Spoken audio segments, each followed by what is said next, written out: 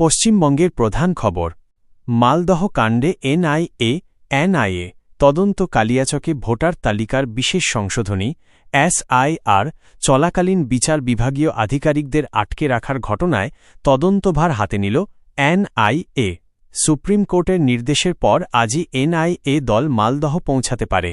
এই ঘটনায় মূল অভিযুক্ত মোফাক্কেরুল ইসলামসহ 18 জনকে ইতিমধ্যে গ্রেপ্তার করা হয়েছে। নির্বাচনী উত্তাপ।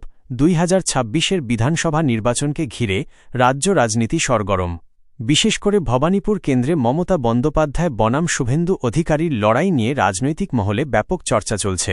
আবহাওয়ার সতর্কতা। দক্ষিণবঙ্গে তীব্র দাবদাহের পূর্বাভাস দিয়েছে আবহাওয়া দফতর। পশ্চিমের জেলাগুলোতে তাপমাত্রা আরও বাড়ার সম্ভাবনা রয়েছে, যা নির্বাচনের প্রচার পর্বেও প্রভাব ফেলছে। জাতীয় ও আন্তর্জাতিক প্রেক্ষাপট।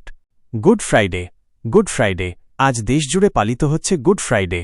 প্রধানমন্ত্রী নরেন্দ্র মোদী যীশু খ্রিস্টের আত্মত্যাগ এবং সহমর্মিতার আদর্শ স্মরণ করে দেশবাসীকে শুভেচ্ছা জানিয়েছেন। IPL 2026 IPL update. গতরাতে ইডেন গার্ডেন্সে কলকাতা নাইট রাইডার্সকে কেকেআর 65 রানে হারিয়েছে সানরাইজার্স হায়দ্রাবাদ এসআরএচ। আজ চেন্নাইয়ের এম.এ. চিদম্বরম স্টেডিয়ামে মুখোমুখি হবে চেন্নাই সুপার কিংস ও পাঞ্জাব কিংস।